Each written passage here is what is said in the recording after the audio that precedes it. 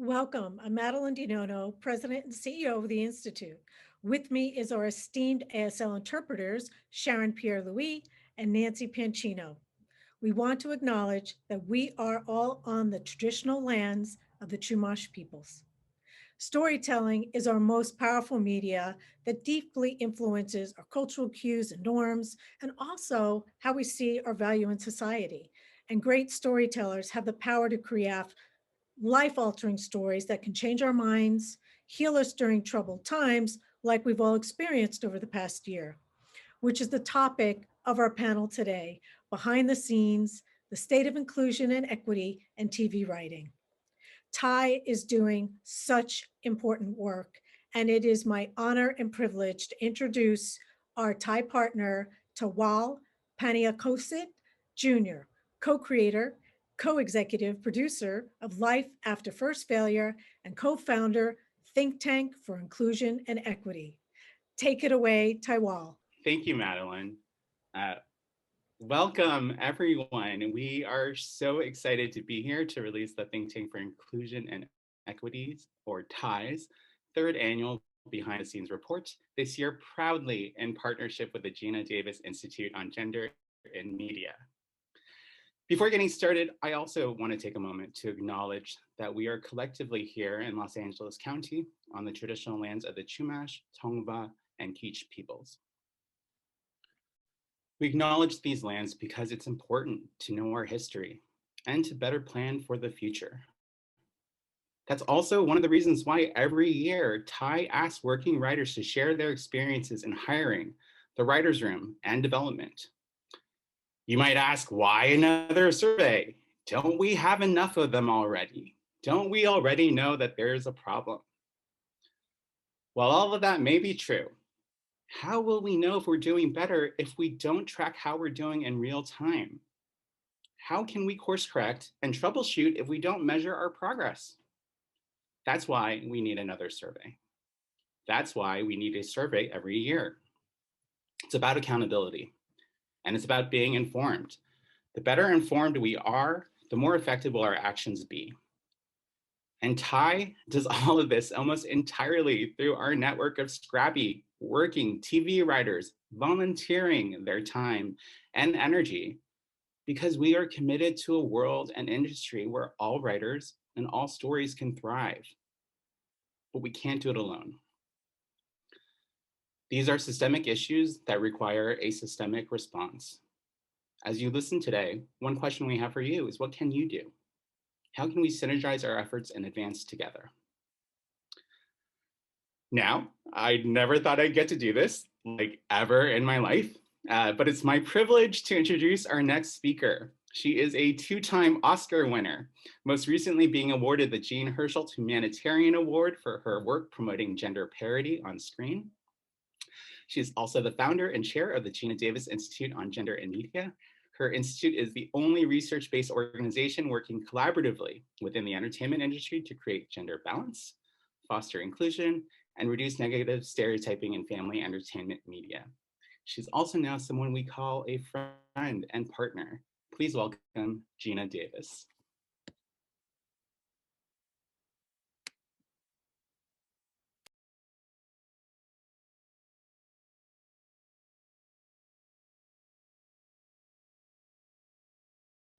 Hang on, I was on mute.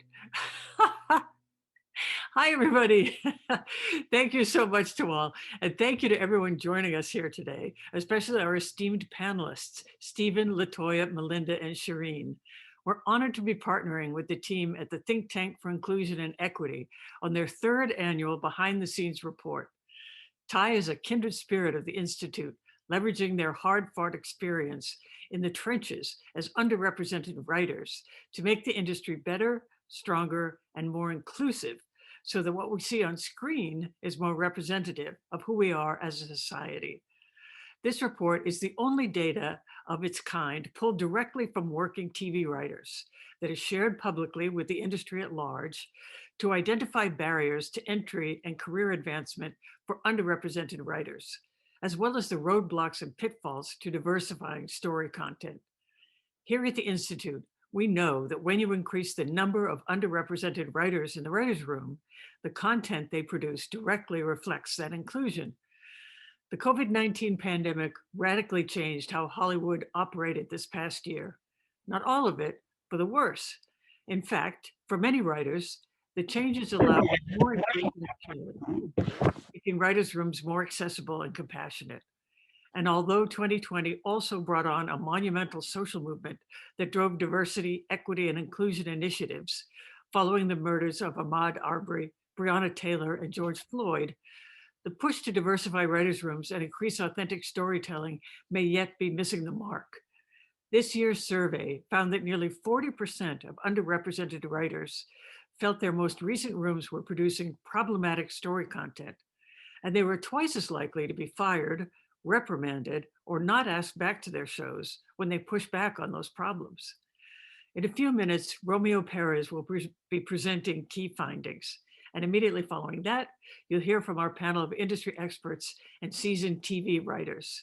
They will be sharing their tips for creating more inclusive writers' rooms, as well as the challenges and roadblocks they still face when it comes to creating inclusive content, as well as tips on how to navigate it all. Thank you for being here. And now back to you, Madeline. Thank you so much, Gina. And now, without further ado, I would like to introduce Romeo Perez, who is our Senior Research Project Manager for the Institute, who will present the findings. Take it away, Romeo. Hi, everyone. Thank you so much for that introduction, Madeline and Gina. Give me just a second here to share my screen with you all. So this year's report, in this year's report, we wanted to make it very clear that we're noticing a lot of pushback and a lot of responsibility and a lot of accountability in terms of a lot of different industries following the protests from last summer that happened after the murders of Ahmaud Arbery, George Floyd, and Breonna Taylor. We also know that the upcoming generation, Gen Z, is multicultural, multi-ethnic, multiracial, multilingual, and this means that they reach across a lot of boundaries and a lot of community lines that we might not always toe to find different types of representation in the media that they watch. We also know that underrepresented communities are still below national estimates, both behind the scenes and on screen. These barriers to breaking into the industry also create barriers to producing authentic, nuanced, diverse stories. So looking at our survey this year, we distributed this online survey to over 1,000 participants who completed 50% or more of the survey. We also conducted 2 focus groups following this with 22 participants that had both upper and lower level writers. Looking at our entire sample, we had 77.8% of those writers that we interviewed and surveyed come from an underrepresented community. 9.5% of those came from an overrepresented community. And 12.6% of those were folks who decided not to disclose their identifying information. And so our underrepresented community includes folks who are BIPOC writers, folks who are deaf or disabled or blind, and then also our women writers and lower level writers who are age 50 plus, and also LGBTQIA plus writers.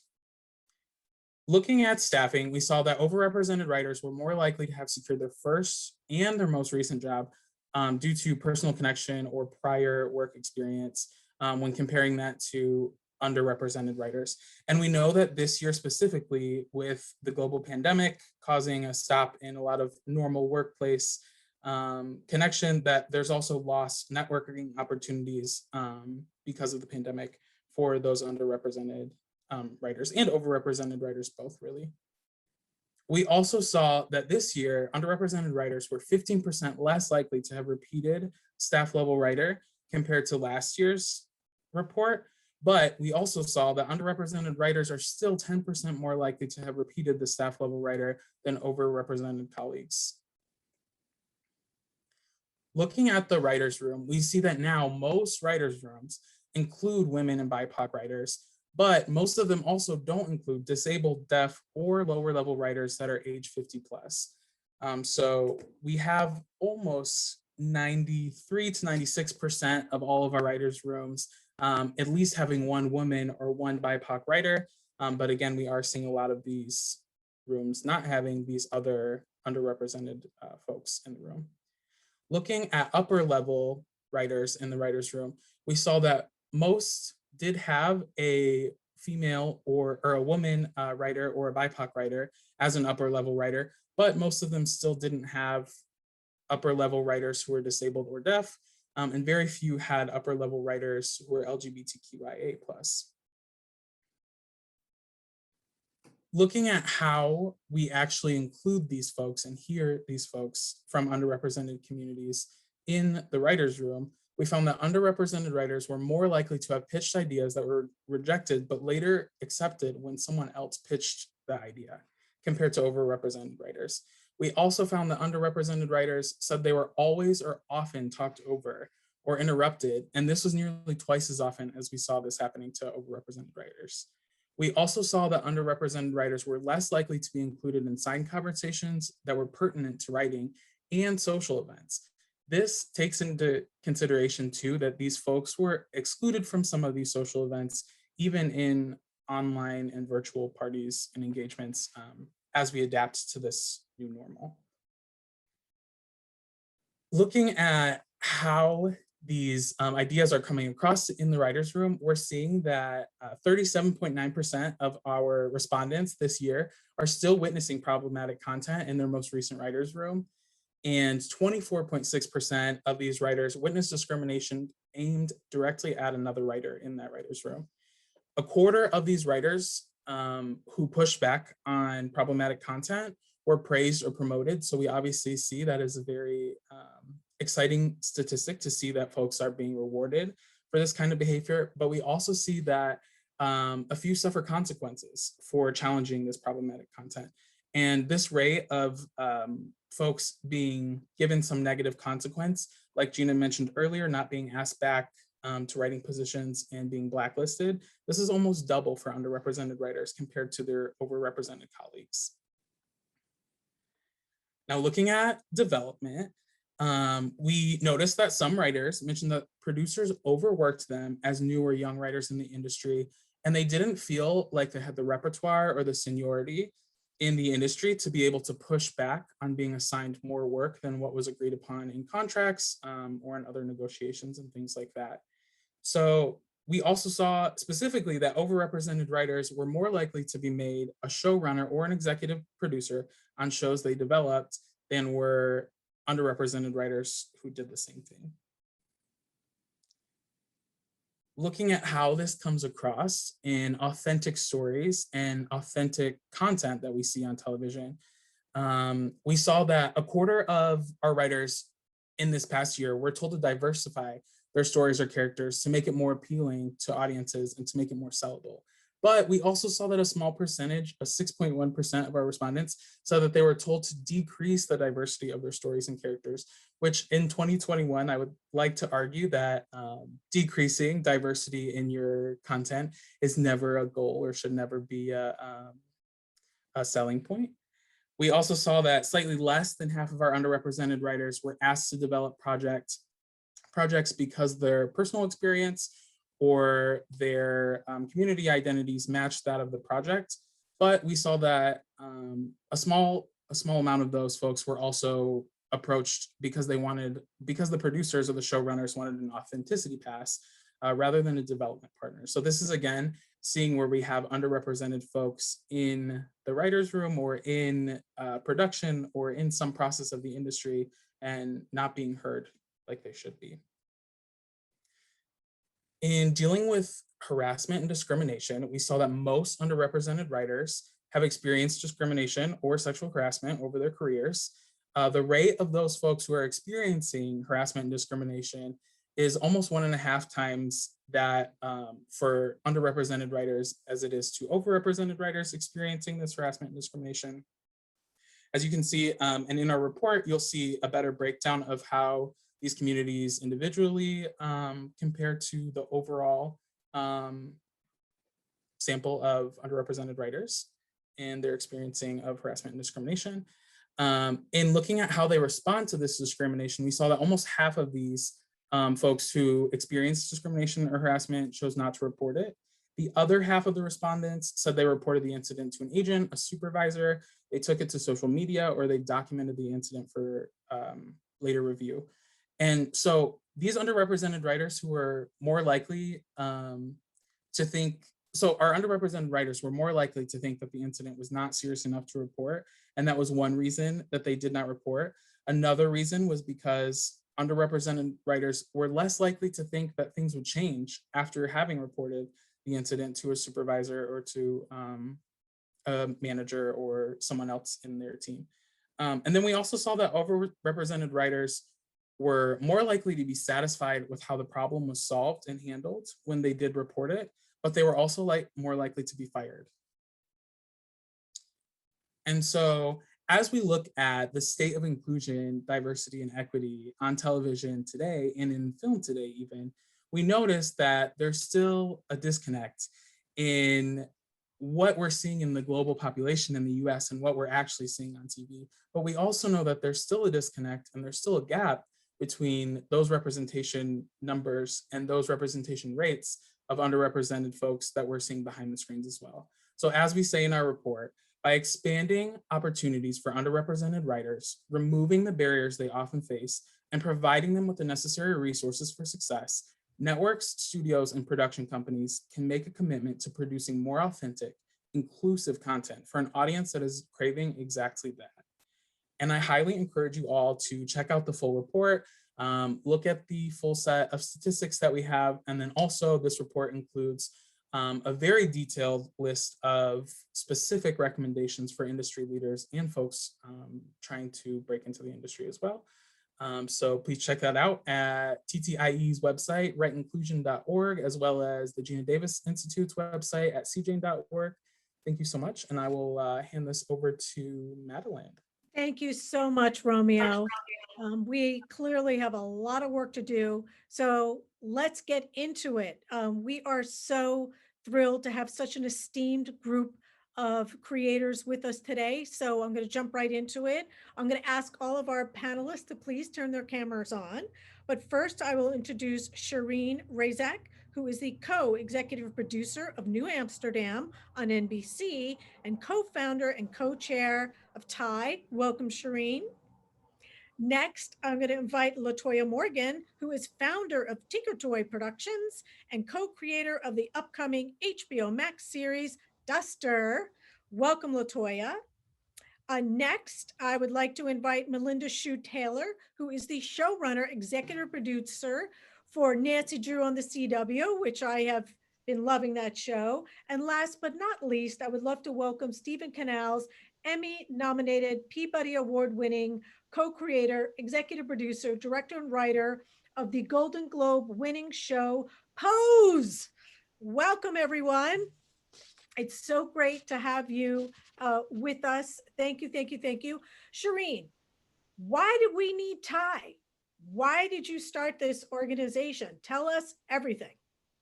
Oh my goodness. Why do we need TIE is a big question. And I'll say the brief version of it is, when I was coming up through the ranks, a lot of the underrepresented writers would talk to each other and talk about what are we facing? It's like, what are the barriers to entry? What are the barriers to advancement? What are we encountering in the writers' rooms? And we were all telling the exact same stories. It didn't matter if you were, Black, Latino, South Asian, LGBTQIA+, disabled, deaf. I mean, everybody was having the same issues, but all of us also were being told by people in our rooms, oh, that's just you. You just had a bad room. It's not that big of a deal. And so we realized that we were going to need data to prove that this was systemic. And so we went out, we got a grant, and we started the survey 3 years ago. I guess 4 years ago was when the first survey went out. Thank you so much. And again, we're so excited to be partnered with you and to build on the report and these findings. So Stephen, I'm going to turn over to you. We know it took a few years for you to get Pose to fruition. You've been pitching it. It was an idea you had back at UCLA, but how did you create a writer's room that reflected your vision, for the show? And what did that take? Was there pushback? Was it carte blanche? If you can share that with us, that would be great. Well, I think that as a queer Afro-Latin person, it is critically important for me to not only have my work reflect the communities that I'm part of and the communities that are the most important to me, the communities that are the most disenfranchised, the communities that really need to be centered, but to also make sure that both in front of and behind the camera that those communities are represented. So there was never a question for me that a show that was going to be centering not one but five Black and Afro-Latin trans women wouldn't require trans women to be in that writer's room. I'm fortunate enough to have collaborators and co-conspirators in FX and in Disney television, and obviously Ryan Murphy, who has a lot of clout and a lot of power to say, this is what I want, and having everyone say, absolutely. So to be honest, it really wasn't that much work. I think that Pose is at its core, hopefully will be looked at, reflected on as a case study moving forward.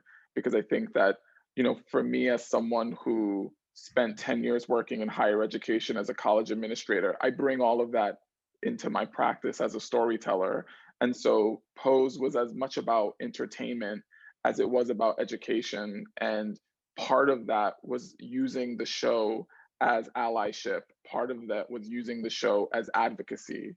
And so, beyond our writer's room, if you were to ever visit our production, you would see Black and brown and Asian faces, and you would see queer and trans people in our makeup trailers, in costume and hair, and in our PAs. And so that using our show as a tool to bring in more historically marginalized voices was critically important. And then just one follow-up for you. So, with each season, now on season 3, how dramatically did the writer's room change, expand? How did you nurture and grow that writer's room from day one?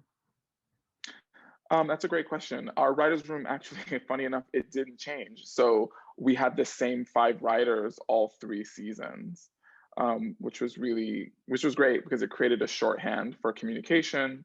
The only thing that really changed in regard to our writers' room was our production assistants. And we were always really intentional about hiring. One of our production assistants is a Puerto Rican trans man. Another production assistant was a Black non-binary individual. So, we were always really intentional about creating opportunities for folks who you typically don't see in these spaces. Thank you. Thank you very much. So, building on what you were saying about authenticity and personal experience, Latoya, I'm going to turn over to you. You've worked on many, many hit shows, and you've spoken about the importance of having also diverse writers in the room. And then something else you stood out was the importance of using personal experience as well as research. Can you talk a little bit about how you've built or created your writer's room or your writing, and how you've combined your personal experience, but also grounding it in research with additional authenticity? Yeah, absolutely. Well, probably the hardest part about trying to build a writer's room during the pandemic is just that you can't meet people in person. So you're kind of relying on a couple of things, which is, of course, someone's wonderful writing sample. And luckily, I was sent a bunch of terrific writers who I was able to read their work and really get a sense of who they are. And then you're kind of in little boxes like this on Zoom, talking to people, really trying to, probe them about their lives and what they bring to the table as writers. So I have been using social media as a tool to get to know a lot of writers out there, using the hashtag WGA Staffing Boost that I created a couple of years ago. It became a great resource for underrepresented writers, writers that were just trying to break in, a diverse swath of people who were really talented and creative and just hadn't gotten their shot. So part of it was culling from that. Part of it was reaching out to people that I trusted to get recommendations.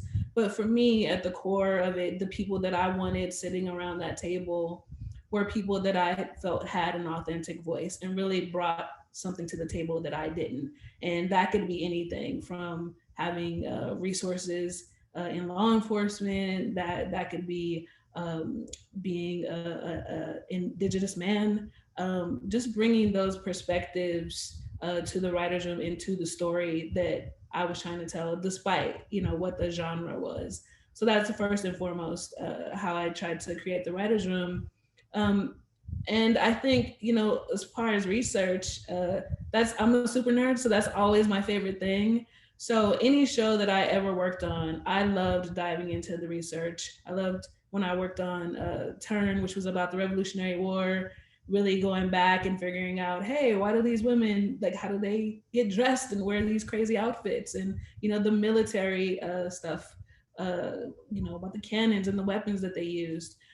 You can do that research, but also try to bring yourself to it. So that was a story about the Revolutionary War, but it was also a story about friends and family.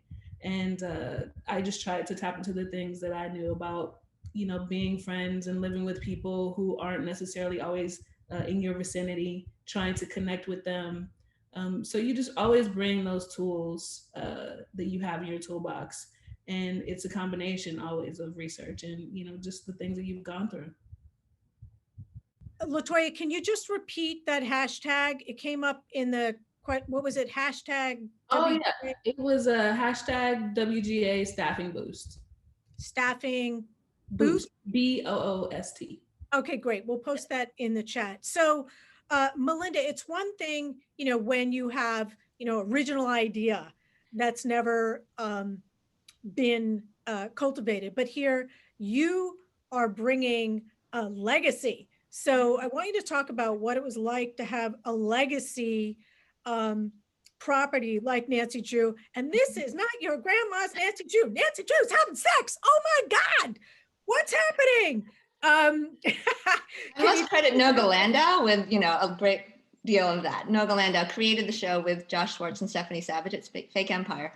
And they had this wonderful pilot already greenlit when I was hired to be the showrunner. So I jumped on board the best train ever.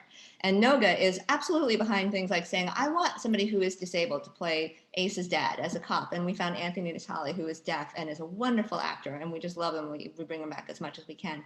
She was very insistent that we have all sorts of diversity in not just ethnicity, but, the way people look, the way people have grown up, the way that they kind of identify.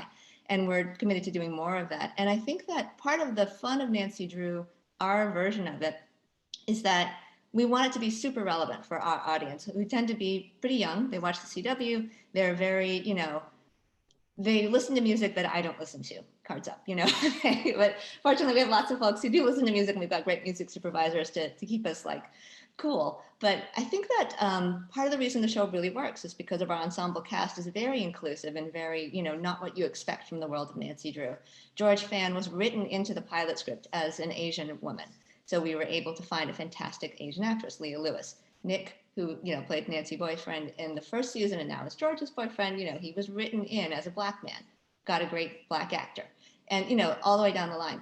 Bess is a lesbian and is very the Bespian Nation. And we're very pleased to have them on board the Drewniverse, fan train.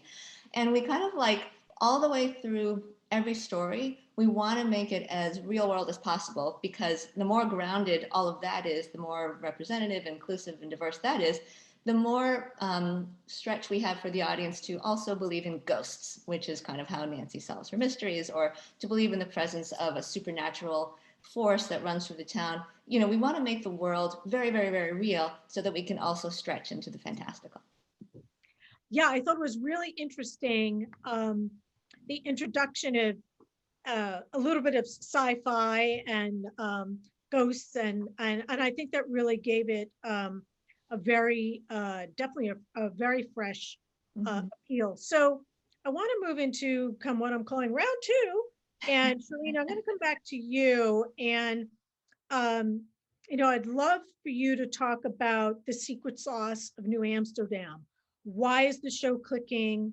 Um, uh, is there a certain ethos that you brought to how you have guided the show and the writers' room and the stories? Well, I'm not the showrunner on New Amsterdam, but I'm one of the co-UPs for season 3, and I would say the secret sauce there is that the showrunner from the get-go baked in that we were going to be talking about the issues. And I'm normally a sci-fi person, and so the reason I love sci-fi is because you get to talk about issues and societal stuff in allegory. And when the showrunner said, well, you don't have to use allegory here, I was like, okay, sign me up. So yeah, it's been a really great situation where we get to tell stories about underrepresented communities that don't normally get told. And we get to shine a light on the issues that are facing them, and to humanize a lot of communities that aren't normally depicted that way. And it's one of the reasons why Ty also started doing our hashtag tips for hashtag right inclusion tips for accurate representation fact sheets. It's a very long name. Basically to teach writers, if they hadn't already noticed, what all the harmful stereotypes and tropes are for each of these communities. And to also basically give them thought starters on better stories that they could tell about all these communities. Because one of the things that Hollywood is doing is perpetuating harmful stereotypes, which is leading into all of the hate that we're seeing right now.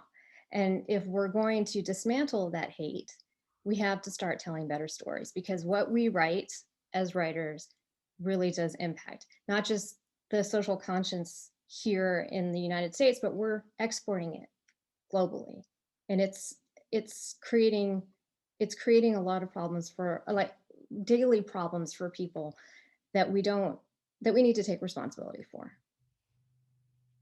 Thank you so much. I want to build on that, on what you've said. Stephen, I mean, season 3 Pose, oh my goodness.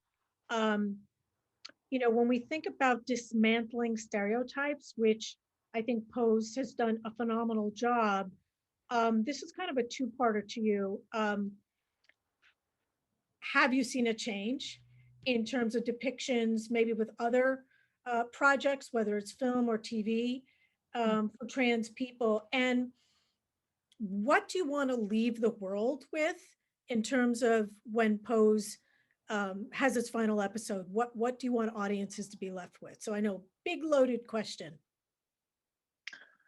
I'll start with the latter first. I mean, my hope is that the legacy of the show is that we'll look back, how long remains to be seen, 2 years, 5 years, 10 years, 12 years from now, and identify the moment that the series debuted and say, oh, that's where the shift began. But again, that remains to be seen. I'm sorry, remind me, what was the first part of the question? It was The first one was really about, has anything changed in Hollywood? Is there right. an abundance of trans people in movies and TV shows? And are you seeing anything changing? I think that we're seeing per GLAAD's report. So every year they do a where we are on TV or where we are in the media. So there's been a slow increase in representation of queer and trans people on television. And I think that we are now making more intentional choices for those characters to not be grounded and rooted in stereotype. But I think for me, it isn't solely who's in front of the camera, but we also need to take a look at who's behind the camera. And so the reality is that I haven't seen or heard about a plethora of specifically trans people being offered opportunities to sell their own series. And I'm not seeing a glut of content right now that's centering queer or trans voices. So I think I'm hopeful that that progress will happen and that we'll begin to see that change. But at 3 seasons into our show, it remains to be seen. And a quick anecdote around that: when I was pitching Pose, which I did that for about 2.5 years before finally selling it, one of the questions that I was often asked when I was pitching is, how is this show any different from Transparent? And so any person who has watched our show knows that it's nothing like Transparent.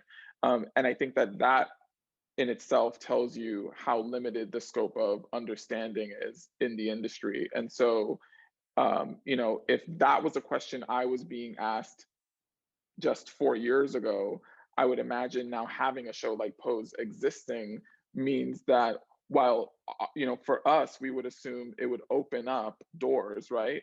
The reality is that it probably is preventing a lot of new voices from breaking in, because I guarantee those folks are probably hearing something very similar to what I was hearing, which is, why should we invest in your narrative when we already have one of those?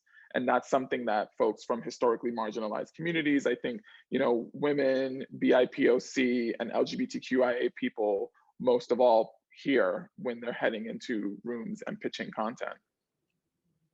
And that's something we've always heard. I mean, Gina always heard with Thelma and Louise that there would be an abundance of female, buddy films, which there hasn't been. So clearly there's a bit of a myopic vision. So we talked about things maybe not changing the way we would want them to on screen, but clearly Pose has had global impact on communities and people. Can you tell us anecdotally stories or messages, the impact the story has had on the community, and perhaps feedback that you've received? Sure. Oh, you're trying to make me cry. I've had a lot of really incredible responses. The first season, I remember a young Black man walking up to me on the streets of New York, and he said, I've been dating this guy for a couple of months, and I never felt comfortable enough talking about HIV/AIDS and what my status may be. And so after watching the show, we went and we got tested together. To the other 2 anecdotes that immediately come to mind is, we were fortunate enough to be invited to be part of the Paley Fest, and I had a trans woman who was 60 years old approach me and say she was diagnosed with cancer during our first season, and at that point she hadn't acknowledged her transness yet. And so it was while sitting and receiving chemotherapy that she began watching the show. And after she found out that she had beat cancer, she decided that she was going to come out. And so that was an incredible story. And then the other story that I think about is, I was flying between LA and New York, and my seatmate, we were talking about what we do. And I told her, I created a show called Pose, and she shared with me with tears in her eyes that she loved the show and she loved the character Blanca. And she said, I really wish that this show existed when my kids were younger, because I think it would have made me a different kind of parent.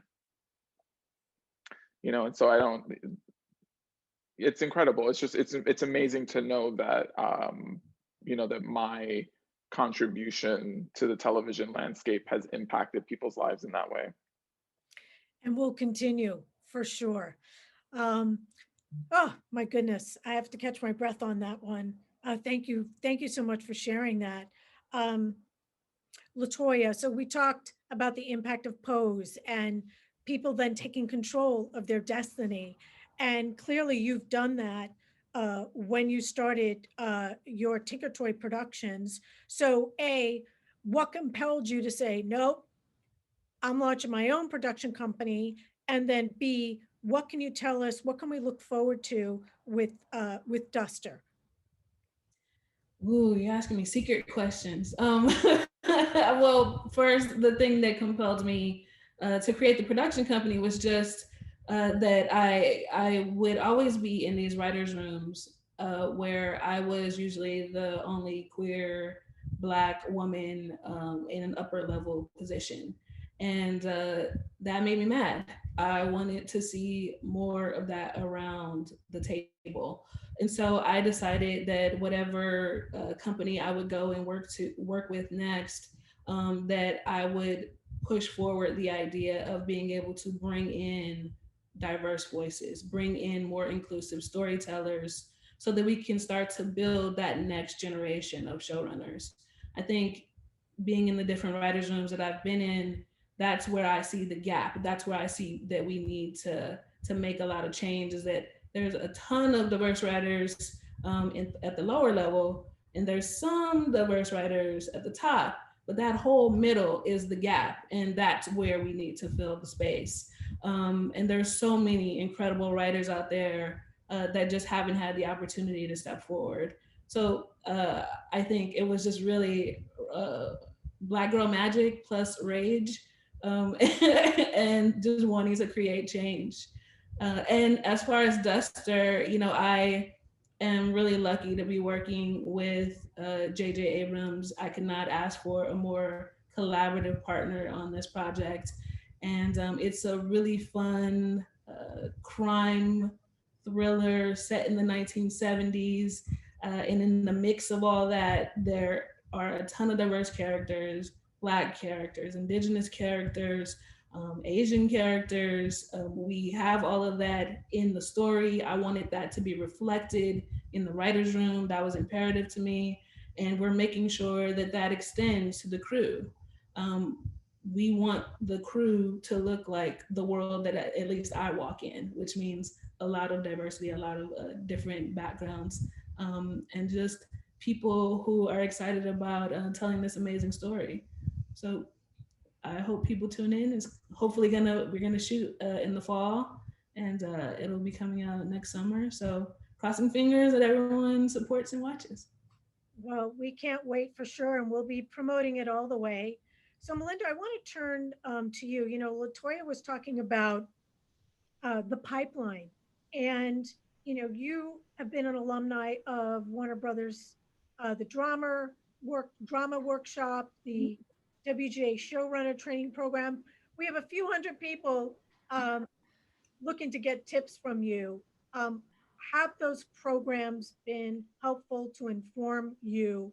And what would be a few things that you'd want to recommend to people trying to navigate how to get? It's one thing to hone a craft, but it's another thing is navigating the pipeline and getting to the table.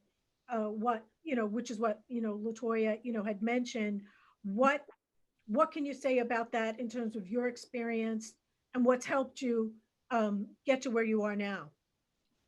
The programs absolutely were helpful. People started to return my phone calls after I was in the Warner Brothers Writers Workshop, you know, which hadn't been the case before. So that was great. And the showrunner program was very, very helpful, just really instructive, informative, and met great people there as well. For advice, one thing is to keep writing. If you're a writer, I frequently meet young writers, and you know, if I want to be helpful, or if I say, you know, the first sample you gave me was great, but it sounds like a Showtime show. I'm working on the CW. Do you have something that's more like a CW show? It would be helpful for that writer to have had something immediately like in my inbox. The person is still working on it and it's all good. But you know, to have a great sample ready to go, to actually have a second great sample ready to go, extremely helpful. Because when you meet somebody and they're like, yes, I really want to break in. And I'm like, what have you written? Or, you know, what could you show me? And they're like, well, I'm still working on it. Or a month goes by and they're still working on it. It's harder for me to want to push for that person because there's such intense time pressure in TV that you can't wait around for inspiration to strike. You have to keep going. So having samples ready, and that means, you know, working when you don't feel like writing, when you don't feel like writing, writing when you think it's terrible, writing when you don't have time to write. At least one of those three things is always going to be the case for you as a human being. So you must learn to adapt and produce nonetheless. So that's my biggest piece of advice is keep writing if you are out to be a writer. Thank you. So Shireen, I want to go back to you also. What's next for you? What's next for Ty over the next, you know, year or two? What is next for me? I can't talk about it at the moment, unfortunately. But what is next for Ty is in addition to the report coming out today, we still have more fact sheets coming out over the next couple months. Later this month, we have a series of fact sheets on our entire Asian population. Basically, we have East Asians, South Asians, Southeast Asians, and Native Hawaiian Pacific Islanders.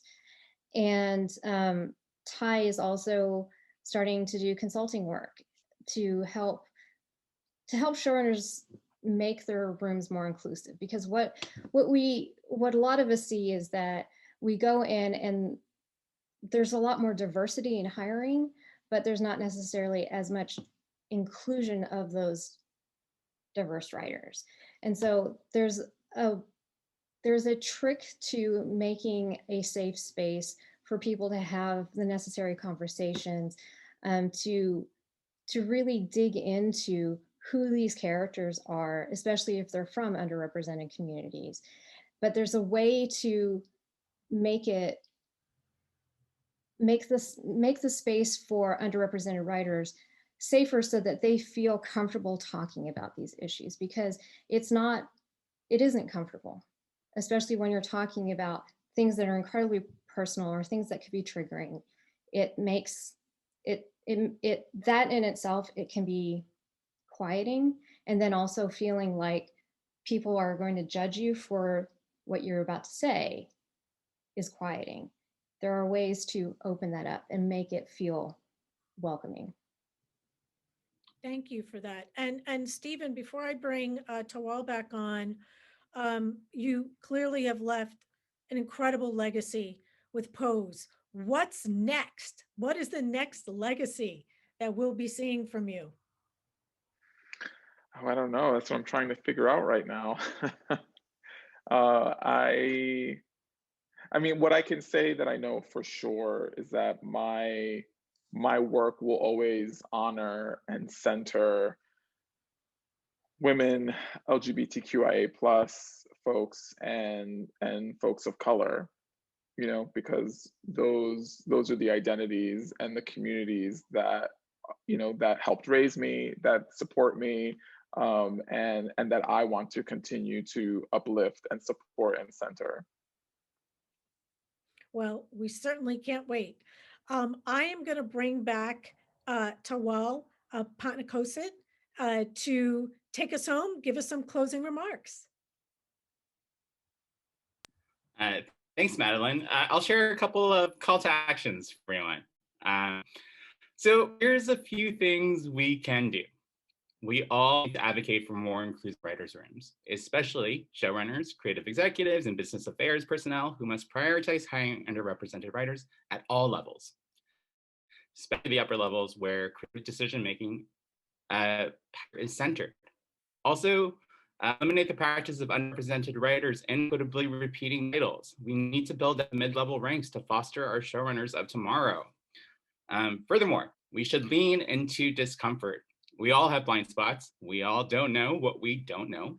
Acknowledge and accept this. Content creators need to be comfortable admitting that there are stories they may not be the best person to tell. So make space and support all types of writers and all types of stories. Also, everyone, seek support. Leadership is also knowing when to ask for help. Ty and many other organizations stand ready to help you be a good ally. We can provide you with tools to amplify, reinforce, mentor, sponsor, and advocate for more inclusive work environments and more inclusive stories. Lastly, just like this report, it's important to audit and track. Companies need to set goals for equity in writers' rooms, executive suites, current and development departments, agency management companies, production crews, above and below the line, all facets of the creative process. Hold leadership accountable for achieving these goals. The decisions we make today affect the world of tomorrow. We need to take that responsibility seriously and act like lives depend on it, because they do. Thank you so much. And again, what happens on screen plays out in the real world. So it's a tremendous opportunity to influence the next generation, also reflect our ever-changing culture. So I just want to, again, thanks so much to our partners at TIE. I want to thank Shireen and Stephen and Latoya and Melinda, for joining us today. And just to reinforce, all of these materials are on the TIE website and also on our website, cjane.org. So check them out. Please let us know what you think. And again, I want to thank our ASL interpreters and all of you. Have a blessed day. Thank you, everybody.